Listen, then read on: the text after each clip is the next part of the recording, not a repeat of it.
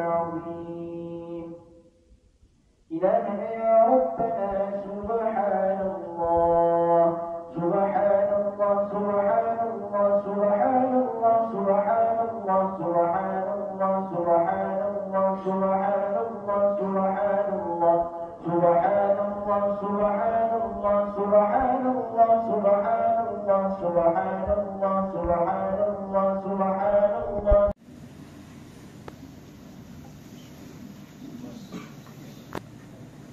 أعوذ بالله من الشيطان الرجيم. بسم الله الرحمن الرحيم. السلام عليكم ورحمة الله وبركاته.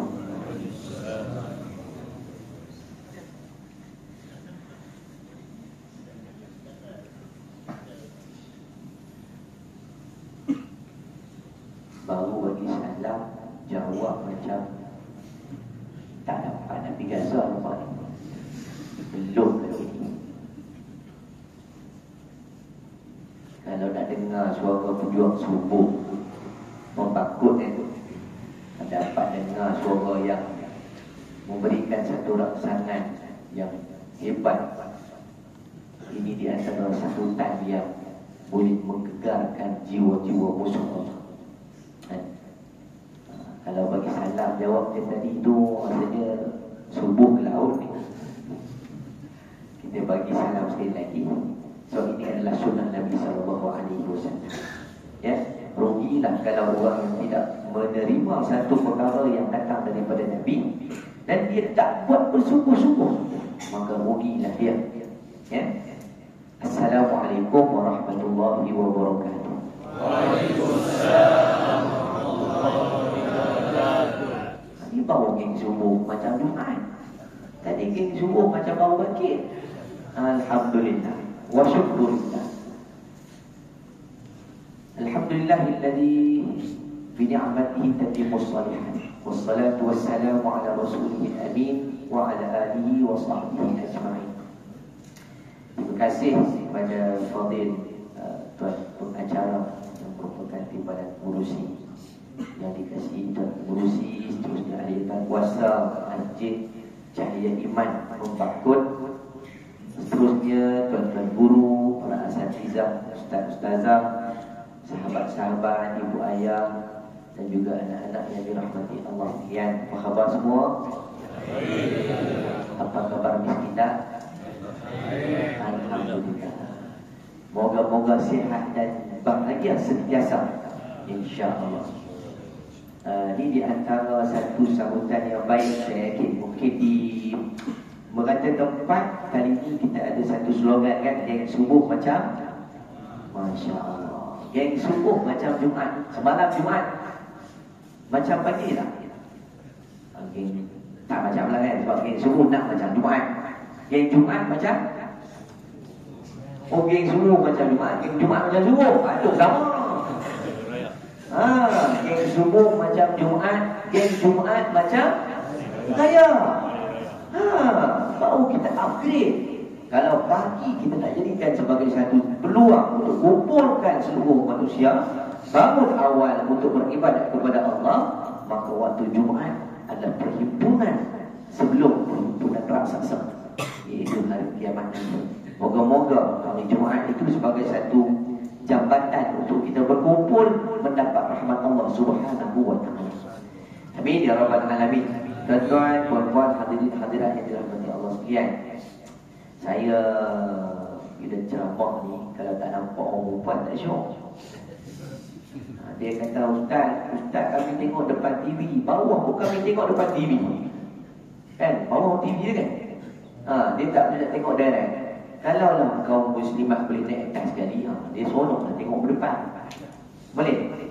Sebab bila terhalang ni takut tak puas sahabat-sahabat saya melihat. Mendengar okey, tapi melihat kan, bila belajar dengan cara musyafahah, kita bersemuka berbeza dengan kita tengok di TV. Tuan-tuan tengok saya, tuan-tuan boleh buat live. Tuan-tuan tengok saya, tuan-tuan boleh selfie. Kalau tuan-tuan tengok saya di TV, memanglah live. Tuan-tuan boleh selfie depan TV. Itu buang terbiat namanya. Orang tak pernah selfie depan TV. Jadinya untuk duduk dalam majlis ilmu, kita dapat musyafahah bersemoga.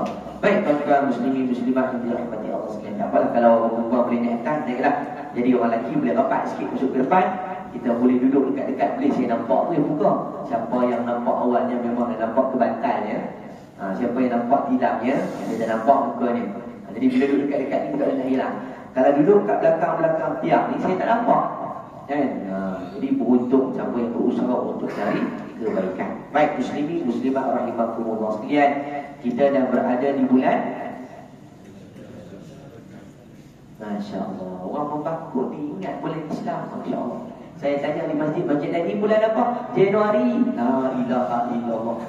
Bukan tak betul-betul Januari, tapi keistimewaan kita sebagai orang Islam, bulan ni, bulan Rejab disebut sebagai bulan bunga. Bulan Rejab juga disebut sebagai bulan bulan haram. Kan kata Nabi SAW, Az-zamanu qad istadara yawma kahay'ati yawma khalaqallahu as-samawati wal ard as-sanatu 12 syahran minha arba'atun hurum thalathatun mutawaliyat Zulqa'dah wa Zulhijjah wa Muharram wa Rajabun Mudhar baina Jumada wa Sya'ban atau kama qala Nabi sallallahu alaihi wasallam. Az-zaman, waktu yang berputar itu seumpama hari yang Allah ciptakan langit dan juga bumi, yang pada satu tahun itu ada 12 bulan. Minha arba'atul hurum, padanya ada 4 bulan haram. Salah satu mutawaliyat, 3 bulan yang berturut-turut, iaitu Zulqa'dah wa Zulhijjah wa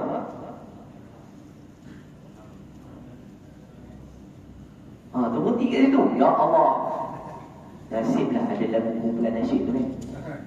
Muharram, Safar, Rabiul Awal, Rabiul Akhir, Jamadil Awal, Jamadil Akhir, Rajab, Sya'ban, Ramadan, Syawal, Zulqa'dah. Pandai pun sambung. Nasiblah ada lagu nasyid. Jadi kalau 3 bulan betul-betul, Zulqa'dah, Zulhijjah dan juga patah balik ya. Muharram. Zulqa'dah, Zulhijjah, Muharram. Dan kata Nabi, wa Rajabun Mudhar baina Jumada wa Sya'ban. Rejab yang mulia itu letak antara Jamadil Akhir dan juga Sya'ban. Ini kita duduk pada bulan Rejab, di antara bulan-bulan bulan haram. Kita yang datang masjid ni, bila orang tanya apa itu maksud bulan haram, kita ada jawapan. Jawapan ada dalam diri masing-masing. Faham? Tak faham tak? Cuba kalau kita tanya kawan-kawan kita yang duduk kat tepi jalan, duduk kat pasar malam, duduk kat pasar pagi, kan sambil-sambil kena roti canai, pakcik nak tanya apa itu nama bulan haram? Apa bulan haram? Haram aku dah tahu. Tapi kalau kita hari ini belajar apa maksud bulan haram, bulan yang dihormati, bulan yang ada kesuciannya sendiri, bahkan ada keistimewaan yang Allah kurniakan pada bulan-bulan tersebut. Maka bulan Rajab sudah pasti satu bulan yang ada kaitan dengan satu peristiwa agung yang Allah Subhanahu wa taala perjalankan seorang hamba-Nya yang namanya Muhammad ibn Abdullah sallallahu alaihi wasallam dalam peristiwa Isra dan juga Mi'raj. Itu di antara kandungan yang ada pada bulan Rajab. Jadi tuan-tuan sahabat rahimakumullah sekalian, kalau kita sudah berada pada bulan Rajab tapi belum lagi mengubah kedudukan kita, berarti kita belum bersedia dan belum bersiap siaga untuk menerima satu lagi bulan yang kita nanti-nantikan selama setahun, iaitu bulan Syawal. Nampak sangat nak raya awal ni, bulan Ramadan. Gurau je dah, bulan Ramadan. Maka masuk saja Rejab, kata para ulama, kita kena buat dah satu nilai persediaan. Jadi pada pagi ni di antara proses, tanya kepada pihak masjid Cahaya Iman. Walaupun kita kata subuh ni payah nak buat program, saya tiba-tiba dapat daripada Tuan Amjad, dia kata, Ustaz, pagi subuh masjid membakut. Tu dia saya kata. Tapi bagus, alhamdulillah, menyambut sambutan supaya kita menggerakkan seluruh tulang pangkat kita mencari keridaan Allah Subhanahu wa taala. Baik tuan-tuan muslimin muslimat rahimakumullah sekalian, pagi ini saya diminta untuk berbicara tentang tajuk keridaan hakiki. Baik muslimin yang saya kasihi Allah Subhanahu wa taala sekalian, 2024 dah masuk bulan Januari. Kita dah masuk juga pada bulan Rejab pada tahun 1445 Hijri. Kalau bulan Januari bulan yang pertama, bulan Rejab bulan yang ke. Sekali lagi pula dah Ustaz, jangan tanya Ustaz, nak kena menyanyi pula Muharram Sab. Kita tidak menghafal bulan-bulan mengikut bilangan. Kita hafal pun sebab ada sebab macam ni. Masuk Rejab, peristiwa Isra Mi'raj. Syaban, ada peristiwa nisfu Syaban. Ramadan sebab puasa. Syawal sebab nak raya. Zulqa'dah persiapan untuk nak pergi haji. Zulhijjah semua dah ada di Mekah untuk buat pelaksanaan haji. Lepas Zulhijjah masuk Muharram. Muharram tahun baru. Tu je kita hafal. Kita bukan tahu Muharram bulan Ramadan. Ni Rejab saya tanya bulan yang ke-berapa? Nasib baik nyanyi sekali lagi.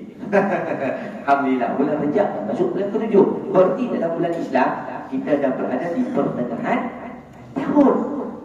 Kalau Januari 2024 masuk tahun baru, Rejab dah kita berada di tengah tahun.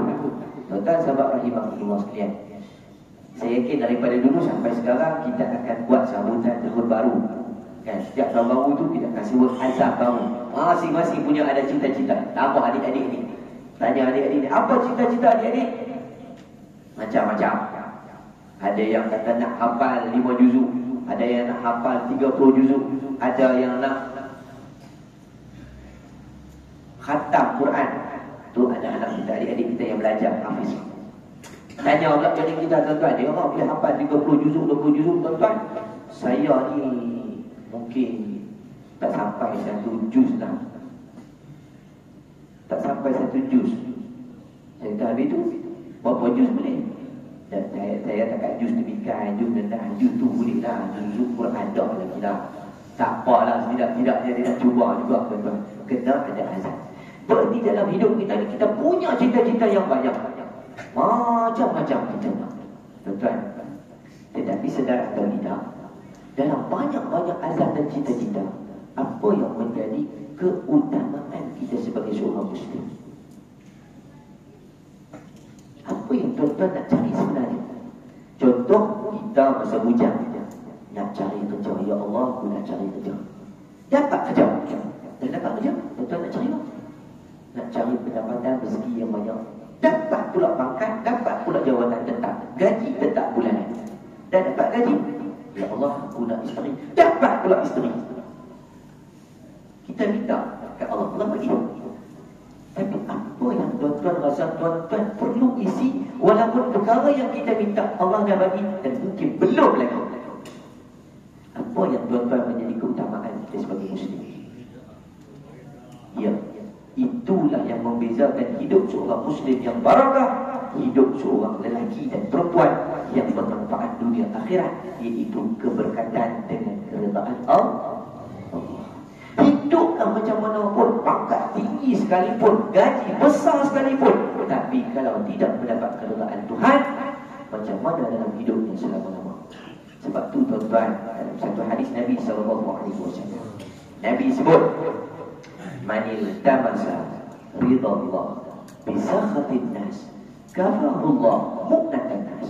Barang siapa yang mencari keridaan Allah, dalam masa yang sama manusia yang tengok, manusia yang dengar, manusia yang melihat tak suka, benci, rasa tak puas hati dengan apa yang kita lakukan semata-mata untuk mendapat keridaan Tuhan, maka kata Allah,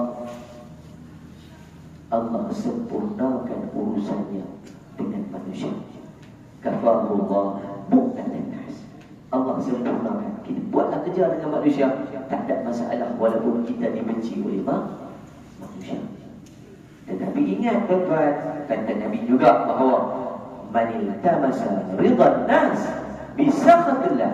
Barang siapa yang mencari keredaan manusia, sedang dalam main sama, dia tahu perkara yang dia buat itu dimurkai, Allah tak suka, Allah benci, dia buat juga. Kata Allah, kata Nabi SAW, wakalahullahu minan nas, maka Allah serahkan urusannya kepada manusia. Sebab tu tuan-tuan, kita nak buat benda baik, orang puji ke? Nak buat benda baik ni dapat banyak bonus ke? Buat benda baik ni tuan-tuan dapat nama ke?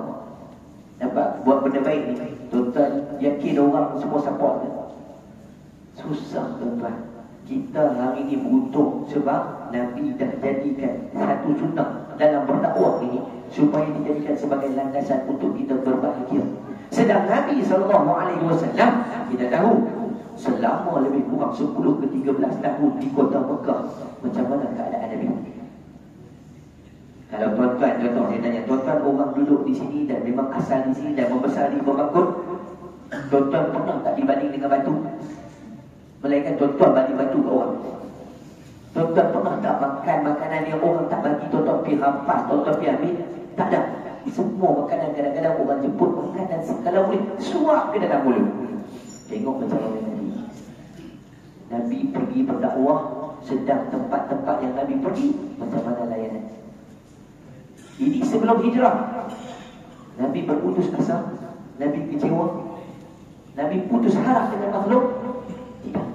Sebab Nabi meletakkan pergantungan kepada Allah. Inilah kelebihan orang yang menjadikan Allah sebagai tempat pergantungan.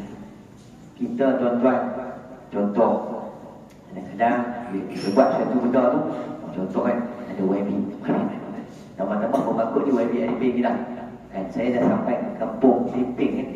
Dia kampung dia masa Forum Perdana tahun lepas. Saya sampai sini, Alhamdulillah. Waktu tu saya tengok orang ramai. Dia kata, memang orang ramai macam ni. Rupanya memang betul. Hakikat orang kampung bila buat program penuh masjid, penuh tempat, penuh dewan. Ada orang tanya, Ustaz, kalau kita buat program misalkan YB sampai, kita rasa seronok Ustaz. Saya kata bagus. Tapi kalau YB tak sampai, kita seronok Ustaz. Sebab kalau YB sampai, kita susah nak jaga YB. Kalau YB tak sampai, kita jaga kita. Dia bilang, ada orang kampung lah, bukan sini lah, tempat lain. Berarti tuan-tuan, kita bukan buat kerana manusia, kita buat kerana mendapat keredaan Allah Subhanahu Wa Taala. Macam pagi ni tuan-tuan, kita datang. Tuan-tuan datang sebab nak jumpa saya ke? Kukuk lah nak tengok ni betul Nabi Ahmad ke Nabi Ahwad Jalawah. Nama nak sama. Nak pastikan betul ada dia ustaz ke? Pak ustaz. Tengok-tengok, oh betul ni ustaz Nabi Ahmad. Kemudian tuan-tuan datang, tuan-tuan ada kadang-kadang sebab nak sembahyang subuh. Kemudian kalau letih bagi ni, elok tunggu. Ada kuliah. Tunggu lah. Sambil-sambil. Ataupun tuan-tuan datang fikir untuk subuh dan dengar khutbah ataupun dengar peringatan. Maka tuan-tuan, ini benar-benar di atas diri kita. Maka keredaan Allah itu bertitik tolak pada sejak kita sendiri. Tak perlu orang paksa, tak perlu orang suruh, tapi mencari keredaan Allah itu adalah hak kita sendiri. Sebab tu Nabi sebut, manil damasa ridallah bisaqatin nas. Walaupun manusia benci kita, walaupun manusia kata kat kita, tuan-tuan nak buat baik ni tuan-tuan, bukan benda mudah. Tambah-tambah kalau kita datang awal, ramai masjid, baca Quran. Baca Quran konon ABC pun tak lepas. Kita mentang kata kita bu Bismillahirrahmanirrahim. Tak masuk kira lagi. Tak ya dah, tak masuk kira. Tu tak orang suka. Tak bila nak habis ni tu tak ya dah, tak lepas lagi. Tapi ingat, orang yang berusaha walaupun dicerca, dimaki oleh manusia lain, sedang dia berusaha untuk mendapat keredaan Tuhan, pahala dicatat, bahkan kedudukan diangkat. Biarlah manusia tidak memandang kita, tapi kita buat kerana mencari keredaan Tuhan. Tuan-tuan, saya nak bawa satu kisah. Mungkin nama ini tak glamour, nama ini tuan-tuan tak pernah dengar, dan mungkin juga hampir mirip pada nama yang hampir sama, iaitu namanya adalah Urwah bin Zubair. Urwah ibn Zubair. Pernah dengar nama? Adik-adik pernah dengar Urwah bin Zubair? Ataupun adik-adik pernah dengar nama Abdullah bin Zubair? Mana satu yang adik-adik pernah dengar? Dia similar, nama hampir sama. Saya yakin kita pernah dengar cerita namanya Abdullah bin Zubair. Siapa dia? Siapa dia? Abdullah bin Zubair. Tak apalah, adik-adik tengah belajar, dia belum dapat jawapan. Ayah yang dah lama belajar. Siapa Abdullah bin Zubair? Orang memtakut. Tapi bila ditanya soalan, kenapa nak kena tengok 3 sajadah? Daripada darjah 1 kita macam tu kan, bila ustaz tanya tak nak tengok muka ustaz. Gurau je tu tuan. Baik, kata sahabat rahimahullah sekalian, mungkin kita pernah dengar namanya adalah Abdullah bin Zubair. Abdullah bin Zubair adalah sahabat Nabi. Ya. Urwah bin Zubair adalah tabi'in, iaitu orang yang hidup selepas daripada kewafatan Nabi. Tak sempat bersama dengan Nabi, hidup di zaman sahabat, maka dia digelar sebagai tabi'in. Orang yang hidup di zaman baginda Nabi SAW masih hidup, namanya sahabat. Orang yang hidup di zaman sahabat tak sempat dengan Nabi, itu dipanggil sebagai kumpulan tabi'in. Orang yang hidup di zaman tabi'in tak sempat hidup di zaman sahabat, namanya tabi'un tabi'in. Itu peringkat-peringkat lapisan yang disebut. Bila disebut tabi'in, orang yang sempat hidup di zaman para sahabat, tak sempat hidup di zaman Nabi. Abdullah bin Zubair, sahabat Nabi. Ayah dia siapa? Zubair ibn Al-Awwam. Siapa Zubair ibn Al-Awwam? Tadi Abdullah sahabat Nabi, Zubair bin Awwam sahabat Nabi. Dan Zubair bin Awwam juga di antara panglima perang Nabi SAW. Pendidik, sahabat mau boleh baca tentang sejarah mereka. Nak sebut mereka daripada keluarga yang hebat-hebat, walaupun namanya jarang kita dengar. Bahkan siapa pula Urwah bin Zubair? Urwah bin Zubair adalah adik kepada Abdullah bin Zubair. Itu adik dia. Dan mereka ni, dua adik ni, Abdullah dan juga Urwah, anak kepada Zubair ibn Al-Awwam. Mak mereka, ibu mereka siapa? Dalam peristiwa hijrah, Nabi SAW dengan Sayyidina Abu Bakar berhenti daripada rumah keluar, berhenti sekejap di Ghar Sur, di bukit Sur itu, duduk di dalam gua tersebut lebih kurang 3 hari. Setelah bertolak daripada rumah pada 27 sahabat, berhenti duduk dalam sana. Ada seorang perempuan yang sedang mengandung, bawa makanan hantar kepada Sayyidina Abu Bakar dan juga Nabi SAW. Siapa nama perempuan tersebut?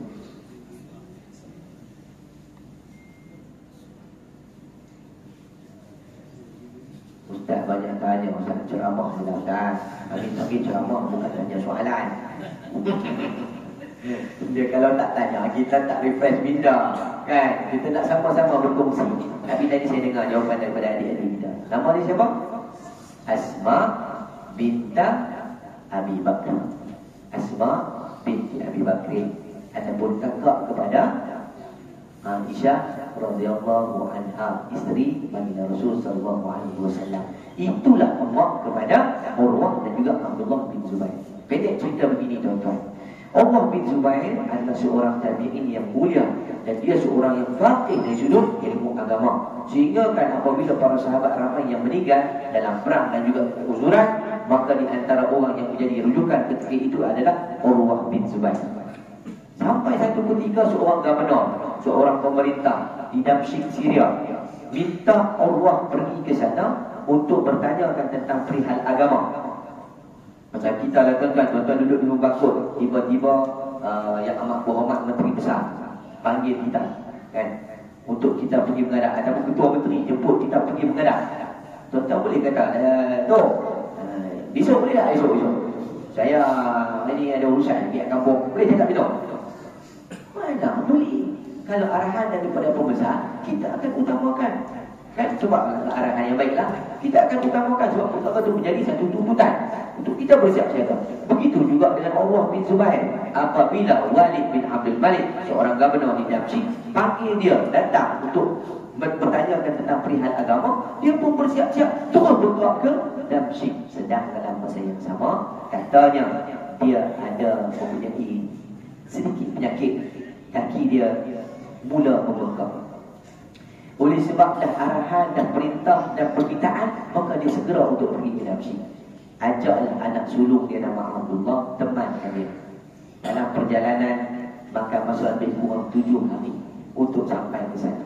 Bayangkan dengan keadaan kaki sakit, dia berjalan sampai ke sana. Dalam perjalanan tu dia kata kaki dia daripada mula sakit di bahagian kaki, mula berjalan sampai ke betis, sampai ke paha, dan hampir kepada keseluruhan badan dia rasa mula menggigit.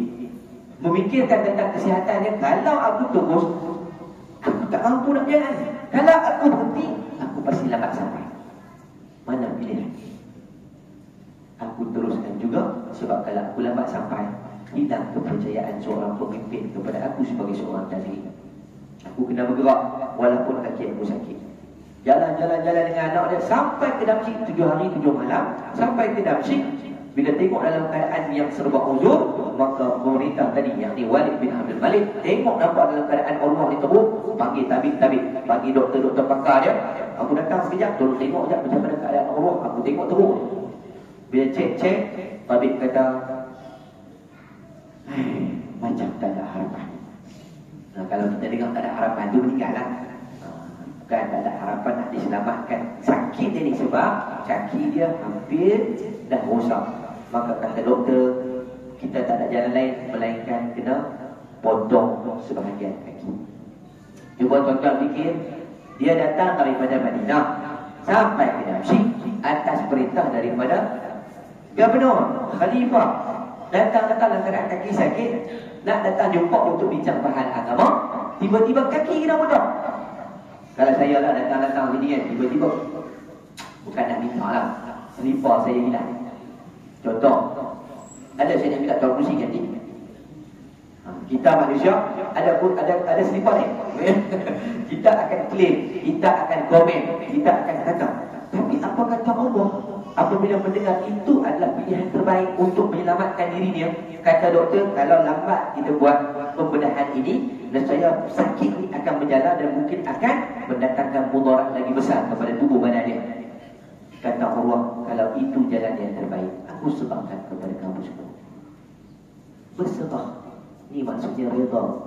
Kalau kita tuan-tuan, kan, hari ini contoh hilang sesuatu daripada kita, sama ada isteri, anak dan sebagainya, apa yang berlaku, kita akan berumur, kita akan merintih, kalau dia tak pergi, dia tak mati, tu apa dia pergi, kita marah kat siapa?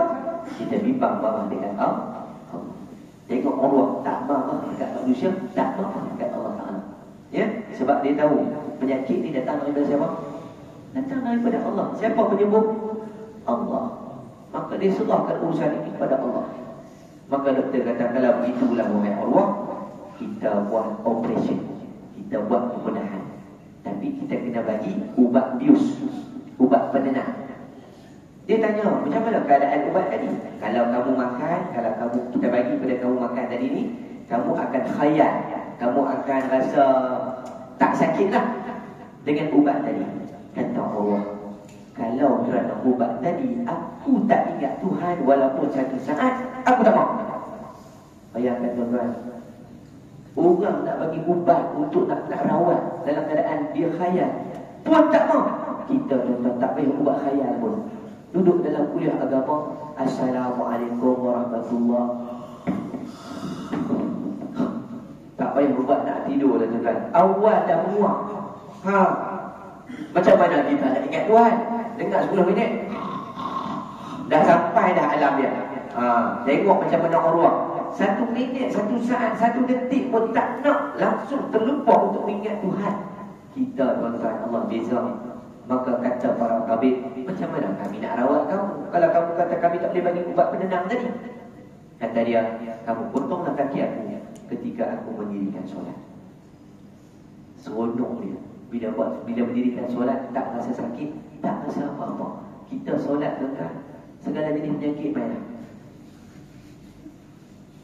Lenguhnya sakit tu lah. Tambah-tambah tu imam pula, nasib lah tu imam tadi sedap, orang muda baca pun tuan sedap kan. Bilal pun tadi, muazzin tadi, Masya Allah sedap kan. Kalau tiba-tiba tu imam, bukanlah tu imam tua, tu imam tu dia 7 series.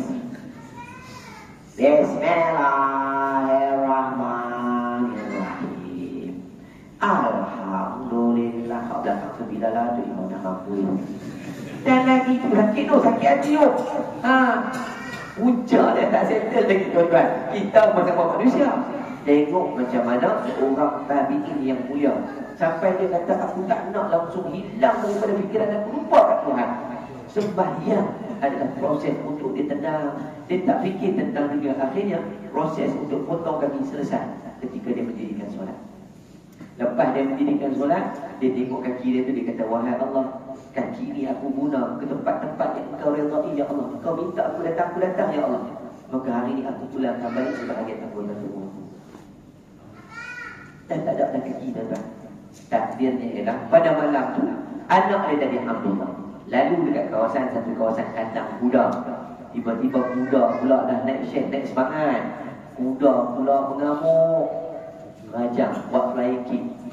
Kenalah pula Abdullah, terletak ke belakang, jatuh dalam keadaan cedera parah. Dipanggil semua tabib-tabib semula, tengok keadaan Abdullah. Tiba-tiba kata doktor, kami tak dapat selamat dalam keadaan yang amat teruk. Maka dia kembali ke rahmatullah. Bayangkan dua kecelakaan yang tertimpa atas Urwah bin Zubair. Tuan-tuan, kalau kita tadi yang baru satu potong kaki sampai ke sudah, kalau aku tak main, aku tak kena potong. Aku main kena potong. Kita dah murut. Tiba-tiba anak pula meninggal. Ini hang ni, anak aku mati. Kuda, ganti kuda. Aku nak ganti kuda. Ngamuk hilang. Siap. Viral lah. Kita zaman sekarang ni sikit-sikit viral. Apa arang kan? Tak viral, naik mahkamah. Dunia hari ni tak sama tengok macam mana dunia para sahabat dan tabi'in yang mulia. Mereka tidak berumur apa yang berlaku. Sebab keredaan ini bergantung kepada Allah. Sehingga kan Walid bin Abdul Malik tengok, aku peliklah kepada kau ni wahai Allah. Betul lah kamu ni seorang tabi'in. Walaupun kamu bersedih, walaupun kita yang didatangkan dengan ujian, mesti dalam keadaan sugul, duka tu nampak. Tapi aku tak tengok pun kamu berumur, tak nampak pun kamu rasa sedih yang melampau. Apa rahsia kamu? Tuan-tuan, saya ambilkan kata-kata dia seperti mana yang terangkap di dalam kitab. Ini kata-kata daripada yang disebut oleh para ulama lah ya.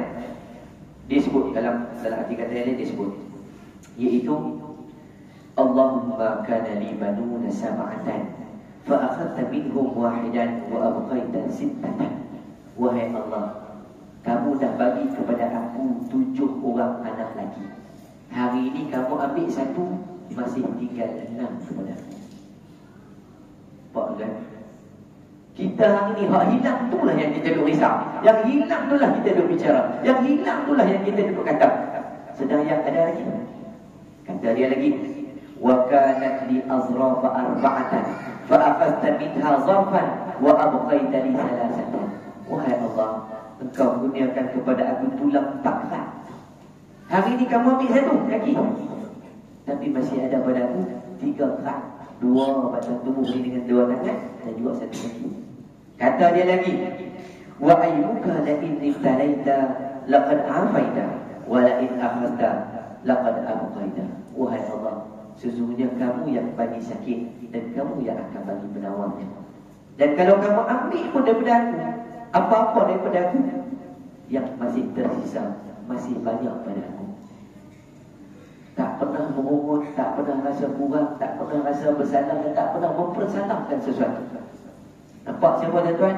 Urwah bin Zubair, seorang tabi'in. Maka kita tuan-tuan hari ini sebagai contoh kan, kita mungkin kehilangan orang yang tersayang, isteri, anak, suami. Kita akan merata, kita akan sedih, tambah-tambah buang pulang, ayam tak ada, kita akan menangis mungkin sebulan, tak boleh nak move on, tak boleh nak terima kenyataan kan. Tambah-tambah orang perempuan kehilangan suami, sedih, nak mencari jalan ganti, suami penyayang, suami misali, payah. Tapi para suami hilang isteri, semalam dia menangis, malam kedua dia menangis kegembiraan. Faham tak faham? Tak sahabat tuan, moga-moga kita bahagia dunia akhirat. Nak tunjuk bahawa keredaan seperti mana yang ditunjukkan oleh tabi'in yang mulia ini mencapai keredaan Allah Subhanahu wa taala.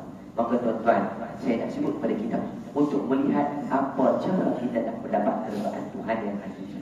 Kata Nabi SAW dalam satu hadis riwayat Abu Hurairah, hadis ini dalam riwayat Bukhari dan juga Muslim, kedudukan hadis ini sahih. Nabi sebut, hadisnya berbunyi, Allahumma salli ala sayyidina Muhammad wa ala sayyidina Muhammad.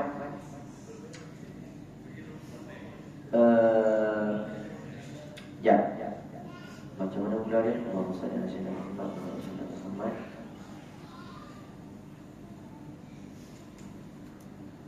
Saya dah catat tadi. Ya kan?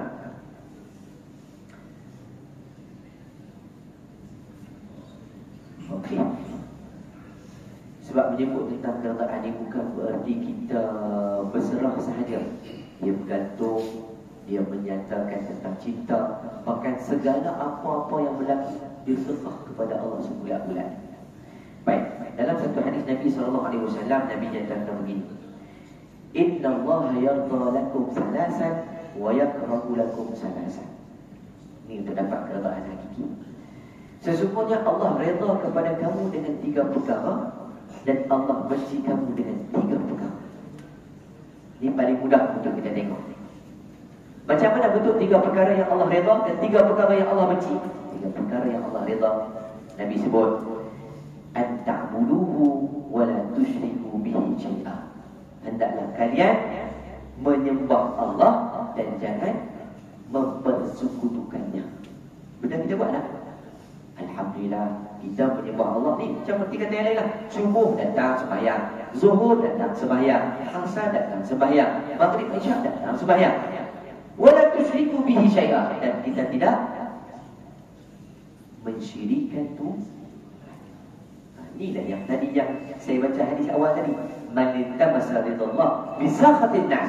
Kita buat sesuatu bukan kerana manusia, tapi kalau kita buat sesuatu untuk dapat pujian manusia, untuk dapat jawatan sesuatu, mungkin untuk dapatkan gelaran dan pangkat sesuatu, maka kita telah lari daripada konsep redha, bimbang-bimbang mendapat kemurkaan Allah Ta'ala.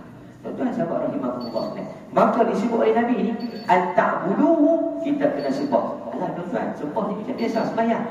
Dalam erti kata yang lain, bukan hanya sembahyang. Apa lagi maksud ibadat? Apa maksud ibadat? Sam'an wa ta'atan. Kita dengar, kita faham dan kita taat. Setiap perintah Allah kita buat. Contohlah tuan-tuan, kita duduk dekat luar, hari dengar orang cakap macam-macam, kan? Tambah-tambah sekarang ni dunia media sosial. Ni media sosial. Saya duduk di Sabah sampai dekat Perlis, kampung saya. Bini saya boleh tengok, oh pagi ni masjid saya iman Ustaz, dan abang cakap apa ni, Pak poligami. Bukan. Dia monitor. Jauh pun dia betul ya. Abang pergi mana Sabah? Tak apa. Abang pergi. Masjid mana bang? Dalam dia pun diary. Dia boleh tengok. Sebab tu saya kena tanya, ada live? Ada live saya kena slow down. Kalau tak ada live saya boleh laju sikit. Bukan takut bini. Bini itu yang menakutkan.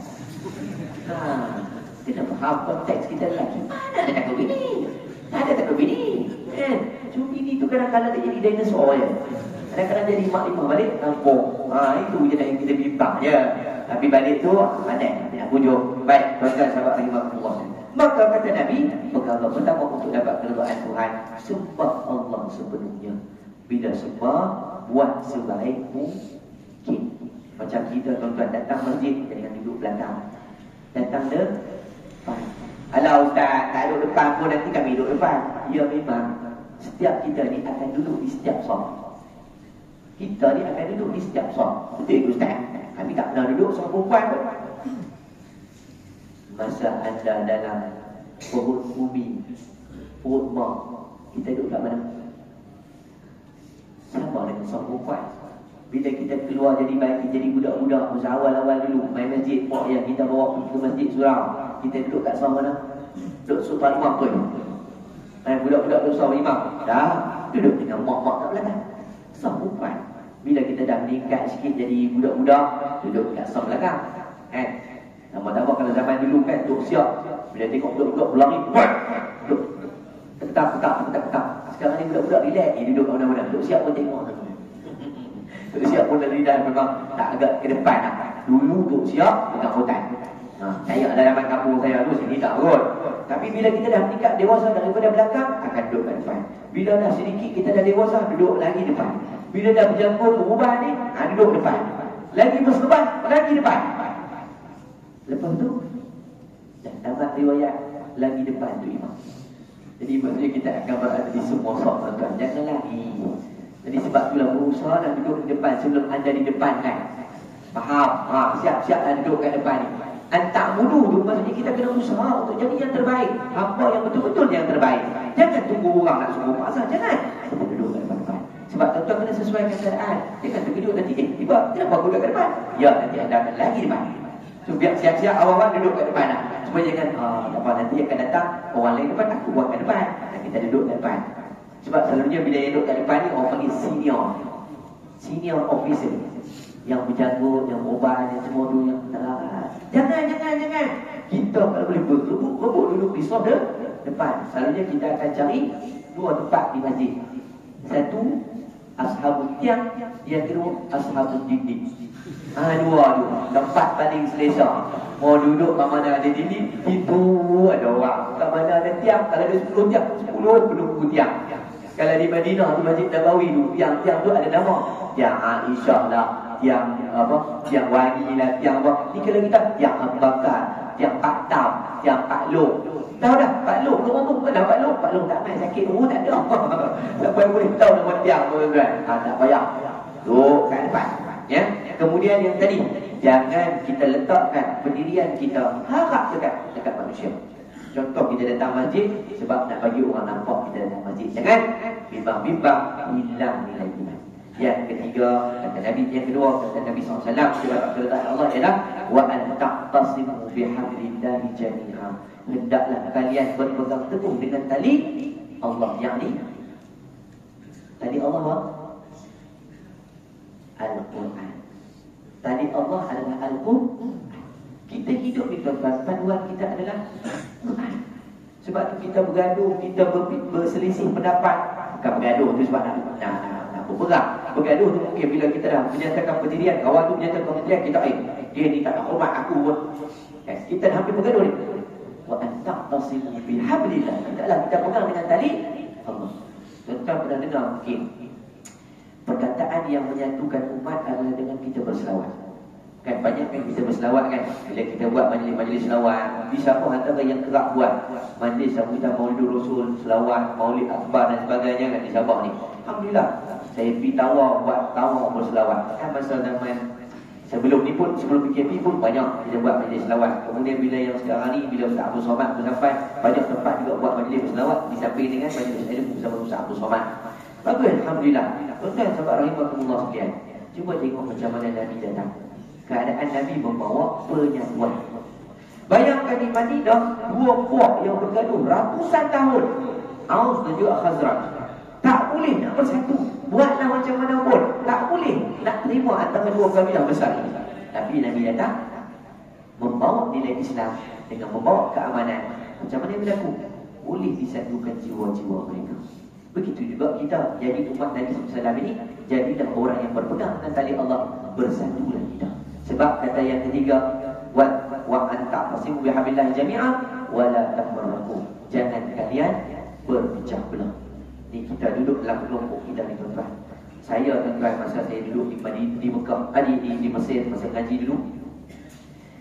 Kita waktu tu baru tahun 1. Bila tahun 1 cakap Arab ni tak apa dah nak lancar sangat. Sebab di sana dia menggunakan bahasa Arab Ammi, bahasa Arab kampung. Kalau kita belajar bahasa Arab Usham, Arab standard, Arab rasmi. Macam kita lah cakap bahasa kita Malaysia ni, standard dia bahasa Malaysia baku. Assalamualaikum, apa khabar semua? Itu bahasa baku. Masuk ke Sabah ni, apa khabar di sekitar? Dia dah jadi ke kampung lah. Pergi ke belah-belah Kelantan tu, khabar kita ni sihat ni. Kelantan. Pergi belah tu, malam, sihat no. Tak baik. Dia jadi itu pula. Nampak? Itu bahasa kampung. Sama juga di Mesir. Saya pergi sampai tu dicakap bahasa kampung, kita tak apa-apa nak faham. Satu hari saya naik teksi. Orang Arab bawa teksi, dia punya function utama bukan signal, bukan lampu. Function utama kenderaan adalah horn. Contoh pergi negara Arab, pen. Itu biasa. Itu tak kayak India lagi lah. Di Jakarta, Indonesia pun sama juga. Dia punya signal, function paling utama kenderaan adalah horn. Tapi kalau kereta Malaysia, pergi horn. Cuba tengok mana. Turun, bawa kayu. Wah. Itu orang Malaysia. Orang sana hidup ni tak namun. Bayangkan saya tengok pakcik-pakcik yang bawa kereta di sana lah. Naik kereta tu tak start lagi. Horn dulu. Bunyi horn. Start. Cek. Horn lagi. Bawa kereta tak ada orang pas. La ilaha illallah. Sakit jiwa tuan-tuan. Kita tengok ni aku kan. Siapa lagi? Tak ada siapa.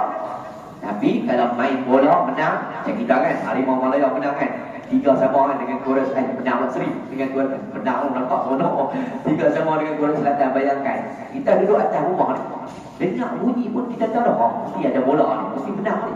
Pen. Bukan satu, banyak kita bunyi, dah tahu dah peminat bola hidup dengan bunyi horn. Jadi kalau tak bunyi horn tuan-tuan, tak sah negara Arab. Tetapi lah negara Arab dengan bunyi horn. Maka saya tengok bila dia bawa ni, Allahu Akbar, lajulah. Tiba-tiba ada kat satu kawasan tu ada kereta berjelik. Langgar sikit. Terkena kat kereta tu. Macam biasalah. Bila dah langgar, turunlah pemandu. Turun pemandu, ada. Assalamualaikum. Apa khabar? Dari mana? Langgar tadi? Langgar lagi. Ada. Keadaan macam kita. Ada turun. Mana matah? Buta. Bahasa kita lah. Dari bahasa dia saya tak nak sebut lah. Kalau bahasa dia nanti tuan-tuan hafal. Bahaya tuan-tuan. Jadi bahasa tak elok. Bahasa bercaci lah di sana. Dia gunakan bahasa dia. Saya tengok, alamak, kita duduk dalam kereta. Kita pula budak baru. Tengok orang bergaduh. Nak jawab macam mana? Tak kerti. Saya duduk dalam kereta. Siap dia diam. Tiba-tiba tengah bergaduh. Orang tu pakat berhenti tengah jalan raya. Berhenti kereta-kereta lain. Pakat dengar apa yang berlaku ni. Saya tengok dia dalam kereta. Orang pakat tengok kita kan. Sebab kita penumpang kan. Sampai dia dalam ni. Muka macam tak kenal. Dia lama bergaduh. Saya duduk dalam tu diam-diam. Tengah bergaduh. Tiba-tiba ada seorang pakcik tua berjanggut. Datang tanya. Dia tanya lah. Dah. Bahasa Arab. Nampaknya tujuh. Macam kita ni apa jadi ni. Saya apa. Gila. Sana dia punya kadar suara dia kena tinggi. Izaya, milih. Okey. Dia situ. Dia makan badan. Takut sebenarnya. Tak. Arab bukan begitu. Arab dia punya level dia semakin. Kita pilih. Macam tu, Arab. Betul. Jangan terkejut tu. Kasar, tak sopan langsung. Buat ajar tu. Ni mungkin dia haram jadah. Dia tak tahu haram jadah tu apa punca dia. Kalau tuan-tuan pergi Mekah Madinah, pergi Mekah khususnya, tuan-tuan akan dengar. Terutama di kawasan hotel tu dan juga di kawasan kita nak miqat ataupun kita nak mulakan ihram kita tu, niat ihram tu. Tuan-tuan akan dengar nanti ada orang yang jaga taksi tu ataupun jaga kereta tu, dia akan sebut haram jadah. Ingatkan di tanah haram ini pun tak buat benda haram. Dia kata pula haram pula, jadah pula. Itu haram ni. Padahal haram tu tanah haram, jadah tu jadah. Daripada tanah haram tapi jadah. Siapa nak tumpang kereta dia daripada tanah haram tapi jadah. Haram jadah. Macam kita lah. Bakut kek. Membakut kek. Gitu. Dia pun sebut haram jadah.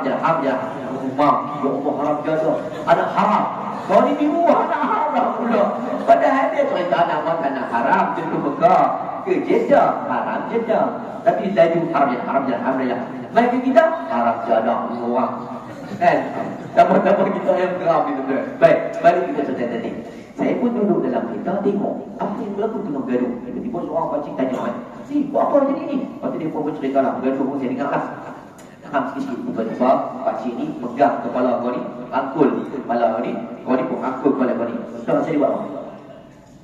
Smackdown. Dia buat macam tu. Dia pegang, dia sebut satunya. Sallu ala Nabi. Sallu ala Nabi. Dua-dua tu alaihi salatu wassalam. Pegang tangan, shake hand, peluk. Dan setiap arahan. Dia bila bertemu pipi dengan pipi. Salam, peluk. Dia peluk tu, dia pipi tu. Dan kereta, start, jalan. Saya jadi macam pelik. Jalan. Siapa salah? Siapa kena bayar? Siapa kena claim? Siapa kena claim insurans? Dalam perjalanan saya tanya dia. Saya tanya pakcik tu lah. Khalas nanti. Khalas. Saya harap. Yang saya sebut tadi dia kata terkejut. Saya apa? Saya boleh. Khalas. Dia bukan apa. Dia punya sahabat seronok. Khalas. Itu saya harap. Kalau tuan-tuan jumpa apa? Khalas habis. Khalas. Alah tu habis. Tak ada apa. Tapi begitu tak ada apa cuci tangan lah. Dia dengan gaya-gaya. Kalau orang Arab tu sembang tengok gaya-gaya. Tunjuk kalau dia tunjuk sini tu macam karansi model. Ni lagi takkan tuan-tuan. Kalau orang Arab dia berbual-bual. Bukan nak kata dia tak apa. Dah, sahabat dia cerita kat kita tu sebenarnya. Rupanya tuan-tuan, hebatnya bila menyebut baginda Nabi SAW. Maka kita tuan-tuan nak mengelak daripada nak dapat keridaan Allah ni, banyakkan dengan berselawat. Tambah-tambah dalam media sosial hari ni kan, macam-macam isu. Asyik-asyik nak cari salah orang, asyik-asyik nak burukkan orang, asyik-asyik nak bukakan aib orang. Betul atau tidak? Tambah-tambah pula hari ni, maaf saya sebut, kita bimbang apabila asatizah dengan asatizah nampak macam bermusuh. Betul tak tuan-tuan? Tapi saya sebut betul-betul, saya kata bila saya datang ke Sabah Sarawak ni, belah Borneo ni, jangan-jangan dengar tentang permasalahan tadi. Yang ada di sini tu bukan nak kata orang Selangor teruk dah, tapi budaya hidup sini saling menghormati, saling jaga. Bahkan di sana bukan tak jaga, tapi oleh sebab kadang-kadang dia tak puas hati, minta react, ustaz minta pandangan, saya ayam dia susah. Saya kata pandangan saya kabur. Ustaz minta penjelasan, minta maaf saya tak pakai cermin, saya tak jelas. Senang, tidak tak lagi dia nak minta. Ustaz nak minta perincian, ustaz nak minta penjelasan, ustaz nak minta. Susah nak minta ni. Sebab dia nak buka satu lagi pintu untuk timbul permusuhan. Maka inilah yang pesan Nabi, supaya hendaklah kamu sembah Allah, buat apa yang Allah suruh, jauh daripada apa yang Allah larang. Jangan persekutukan Allah dengan sesuatu. Dalam masa yang sama, hendaklah kamu pegang dengan tali Allah, dan jangan kamu berpecah belah. Sebab kita hari ini yang jadi semakin tak kuat sebab kita berpecah belah. Itu macam yang berlaku di Gaza. Cuba tuan-tuan tengok, hari ini dah masuk 112 hari di bumi Gaza perang. Israel menang ke lagi? Lebih 3 bulan dah. Satu batalion besar Israel serang Gaza. Tuan-tuan, bukan serang Palestin, serang Gaza. Gaza tu macam kita cerita lalu, membakut. Satu negara serang membakut. Dalam tempoh 3 bulan tak boleh lagi nak kuasai Gaza. Sebab mereka bukan bangsa yang berdaulat. Sebab mereka hari ini mereka tak kuat. Islam tu kuat. Cuma bila Islam berpecah, nampaklah kita semakin takut kuat. Sebab tu Nabi pesan ni, untuk dapat keredaan hidup dunia akhirat, hendaklah kamu berpegang dengan 3 tadi. Ya? Satu, kita kena sembah Allah, jangan sekutukan Tuhan. Yang kedua, pegang Quran dengan sunnah Nabi. Dan yang ketiga, jangan kita berpecah belah. Dan ingat, ini juga pesan Nabi sebagai penutup. Wasalasatun, yang tadi bila sebut 3 perkara, innallaha yarda lakum salasan wa yakrahu lakum salasan. Allah benci 3 perkara. 3 perkara yang Allah benci apa dia? Pertama, qil wa qal. Banyak berkata-kata ataupun banyak menukilkan kata-kata. Saya dengar dia cakap lah. Nampak? Bila kita ambil kata orang daripada kata asal, akhirnya diubah mengikut kesedapan kita. Dengar orang lain pula sampai dengan bentuk cara mereka. Jadi fakta sebenarnya telah berubah. Qil wa qal. Tambah-tambah macam yang dalam media sosial ini. Kan? Cerita contoh lah. Kan banyak sekali kes yang sebelum-sebelum ni lah. Kawan tu sakit, kawan tu uzur, kawan tu dalam keadaan yalah, mungkin dia hospital dan sebagainya. Sampai ke kita, Ustaz Nabil telah kembali ke rahmatullah. Sedangkan kawan tu hidup-hidup. Nampak? Dengar cerita sakit, uzur, terus sampai ke kita ni mati dah. Kawan tu dulu hidup lagi, mati terus. Sebab nampak ni, qil wa qal. Banyak sangat cerita demi cerita, supaya hentikan cerita-cerita tadi. Pokoknya kita pun kena tabayyun hal-hal yang berlaku dalam hidup kita. Pertama. Yang kedua, wa kasratus su'al. Banyak bertanya. Sebab tu kalau dalam kuliah agama jangan banyak tanya. Faham? Saya tak faham je. Kalau nak tahu untuk kita beramal, tanya. Tapi jangan banyak tanya semata-mata nak uji. Jangan banyak tanya semata-mata nak tengok ilmu kawan tu. Jangan banyak tanya semata-mata nak tengok perbezaan pandangan orang lain. Ustaz, saya nak tanya, ustaz yang saya belajar itu, dia cakap macam ni.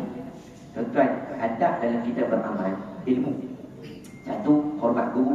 Yang kedua, ambil dalam keadaan kita beramal dengan apa yang disampaikan. Yang ketiga, yakin apa yang disampaikan itu yang terbaik untuk kita buat. Contoh kalau pergi umrah, buat haji, contoh kan. Kalau tuan-tuan yang pernah pergi PPPD, itu mutawif ni kata lain, tapi ustaz ni cakap lain. Tuan-tuan, ilmu yang kita terima, jalannya cabangnya banyak, tapi asasnya satu. Buat yang macam-macam. Buatlah. Yang penting jangan lari daripada syariat. Contoh sembahyang. Saya nak tanya sembahyang. Bermula dengan takbiratul ihram. Bermula takbiratul ihram. Siapa yang angkat takbir? Saya angkat ni. Siapa yang angkat takbir macam ni? Siapa yang angkat takbir macam ni? Habib melampau. Melampau. Dalam kita punya mazhab hanya sekadar daripada cuping telinga sampai ke bahagian bahu untuk angkat tangan. Kalau angkat macam ni tuan-tuan, itu memang menyerah pada penyamun. Nama dia bukan menyerah diri pada Allah Ta'ala, menyerah penyamun. Ni macam ni. Kan kita pun kena itu pun ustaz, tengok kau ni angkat macam ni. Kadang-kadang marah yang angkat Allah. Macam ni je. Tapi kalau orang lelaki dia kena buka. Kalau macam ni perempuan, ni keturunan sajat. Kalau lelaki lah Allah satu sajat. Sajat namanya. Kita angkat takbir kena buka ni. Kena buka ni. Perempuan dia macam ni. Dia kena angkat macam tu je. Jadi ini pun dah beza dah. Tu tak kira lagi yang pegang dekat tangan. Ustaz, saya rasa kena ke kiri sikit. Dia kena dekat pusat. Nampak? Ini saya dah sebut kita dah beza dah. Sebab tu buatkan 100 soal. Tanya untuk kita beramal. Ambil ilmu, kita beramal dengan apa yang kita tanya. Dan apa yang kita dapat daripada guru kita. Dan yang ketiga kata Nabi SAW itu wa idha'atul mal. Jangan sampai kita menghabiskan duit atas nama pembaziran. Buatlah benda yang bermanfaat. Tuan-tuan buat program hari ini. Saya dipahamkan pagi ini, tuan-tuan akan keluar, tuan-tuan akan dapat nasi goreng kambing. Nasi goreng kambing pagi-pagi kambing. Saya masa pagi dekat masjid Bukit Damansara, kan kita buat geng subuh macam Jumaat. Sebelum gelombang baru masuk tu, yang lepas pada Alif Syata buat 1 Januari, saya pergi pada penghujung Disember. Masa tu Alif Syata ada lah. Masa tu dia punya pengurusi adalah Tan Sri Hamid Albar, bekas Menteri Pertahanan, Menteri Luar Pertahanan masa tu lah. Jadi dia jadi pengurusi. Saya ceramah subuh masa tu. Waktu tu bayangkan, pagi buat kambing golek 3 ekor. Pagi subuh, mana ada orang buat kambing golek? Kita tuan-tuan, golek dalam selimut je tuan. Pagi subuh, tapi di situ kambing golek. Tak nak orang buat. Saya kata, okey. Tengok macam begini. Tak silap ni lah. Nasi goreng kambing. Seronok. Tapi kalau tak kenal kambing tu, jangan claim. Saya saja bagi imajinasi. Supaya tuan-tuan rasa gembira. Kalau dekat, di Canai berbarang tak. Kedai mamak banyak main guna pun ada. Barang ni kita bagi nampak seronok. Tapi ini kita buat keluar duit masjid untuk buat majlis. Kita bukan membazir, tapi kita nak mencari keredaan Tuhan. Yang mungkin ialah duit banyak yang kita guna dalam keadaan membazir sampai tak dimanfaatkan oleh orang. Akhirnya yang datang kecelakaan untuk diri kita wala'iyahzubillah. Maka ini Nabi Besar. 3 benda yang kita kena buat untuk dapat keredaan Tuhan. 3 benda kita kena jaga-jaga. Takut-takut dibenci Tuhan. Ya, moga-moga benda yang baik ini dapat kita sampaikan dan kita ambil pengajaran, insya-Allah. Terima kasih banyak sahabat-sahabat saya di Bangkok sudi jemput saya, sudi menerima ketibaan saya kali kedua di Bangkok. Itu di Kampung Bimpin di sini, alhamdulillah. Malam sebelum ni saya di Tenong. Sampai di Tenong, Tenong pun kali kedua. Sebelum ni saya dengan Datuk Kazim. Hari Khamis malam Jumaat lepas saya di Masjid Ar-Rahman. Masjid daerah Tenong di situ. Itu pun pihak masjid minta saya datang pula bulan 2. Dia kata, Ustaz, kita buat gempur geng subuh macam Jumaat. Saya kata memang gelombang lah ni. Tak apa, benda baik. Okey, ambil tarik. Saya pun bagi tarik. Ustaz, kami nak 2 slot. 2 slot tak lah, tadi subuh saja. Dia kata, tak jadi Ustaz, nak kena 2 lah. Ikutlah, saya pulang. 2 slot pun 2 slot lah. Maka bulan 2 saya main. Semalam saya dekat di LDM Sempangkan. Tak pernah naik atas kapal. Kapal tak? Adik-adik pernah naik kapal? Tak pernah naik? Kapal tak pernah? Tak naik kapal. Tapi tak jalan lah. Dan bukan tak naik kapal, makan naik kapal. Dengan goyang. Maksudnya orang sini layan dengan sebaik-baik layanan. Terima kasih banyak atas apa yang tuan-tuan buat dengan majlis yang sungguh ini. Saya doakan pihak masjid utamanya dan tuan kuasa dan semua yang hadir, Allah kurniakan kebaikan tak kurang walaupun satu.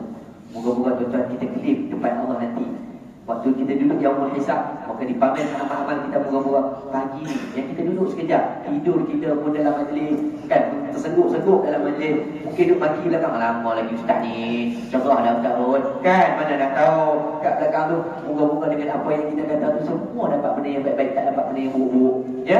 Allahumma amin. Baik, untuk menjum sama-sama kita angkat tangan, kita doa sikit. Semoga dalam pertemuan kita ini bukan pertemuan terakhir, sebab kita berada di dalam bulan Rajab, dan moga-moga Allah panjangkan usia kita sampai Ramadan dan seterusnya mampu untuk kita menjadi hamba yang dekat dengan Allah Subhanahu wa taala. A'udzu billahi minasyaitonir rajim. Bismillahirrahmanirrahim. Alhamdulillahirabbil alamin. Hamdal hamidin, hamdal syakirin, حمدا يوفي نعمه ويكافئ مزيده. يا ربنا لك الحمد كما ينبغي لجلال وجهك الكريم وعظيم سلطانك. اللهم اجعل جمعنا هذا جمعا مرحوما وتفرقنا من بعده تفرقا معصوما، ولا تجعل اللهم فينا ولا معنا ولا من يتبعنا شقيا ولا محروما ولا مطرودا برحمتك يا ارحم الراحمين. اللهم فقهنا في الدين وعلمنا التأويل واهدنا صراطك المستقيم. اللهم حبب إلينا الإيمان وزينه في قلوبنا وكره إلينا الكفر والفسوق والعصيان برحمتك يا أرحم الراحمين. اللهم أرنا الحق حقا وارزقنا اتباعه وأرنا الباطل باطلا وارزقنا اجتنابه. وقل جاء الحق وزهق الباطل إن الباطل كان زهوقا. ربنا هب لنا من أزواجنا وذرياتنا قرة أعين واجعلنا للمتقين إماما. اللهم أعز الإسلام والمسلمين. اللهم انصر إخواننا المسلمين والمجاهدين والمستضعفين في غزة. اللهم انصر إخواننا المسلمين والمستضعفين والمجاهدين في فلسطين وفي كل مكان وفي كل زمان برحمتك يا أرحم الراحمين. اللهم بارك لنا في رجب وشعبان وبلغنا رمضان. اللهم بارك لنا في رجب وشعبان وبلغنا رمضان. اللهم بارك لنا في رجب وشعبان وبلغنا رمضان برحمتك يا أرحم الراحمين. اللهم اختم لنا يا الله بحسن الخاتمة ولا تأثم علينا يا الله بسوء الخاتمة. ربنا آتنا في الدنيا حسنة وفي الآخرة حسنة وقنا عذاب النار. وصلى الله على سيدنا محمد وعلى آله وصحبه أجمعين. سبحان ربك رب العزة عما يصفون وسلام على المرسلين والحمد لله رب العالمين. قول الله منكم yang baik tentang pada Allah yang lemah yang kuat dan pada diri saya minta maaf kalau ada teguran nasihat, mungkin ada jenaka ataupun gelak ketawa daripada saya yang mungkin sedikit mencuit ataupun mungkin mengguris hati tuan-tuan puan-puan, saya minta maaf. Tak ada niat untuk saya kata pada siapa-siapa teman-teman timalah fungsi yang sebab saya berkawan tadi sampai lama-lama insya-Allah kita akan berkawan. Moga-moga tidak ada apa-apa yang kita simpan. Ambillah yang baik sebagai panduan, yang buruk jadikan sebagai sempadan. InsyaAllah jumpa lagi di lain masa di lain ketika. Siru ala barakatillah. Wassalamualaikum warahmatullahi wabarakatuh.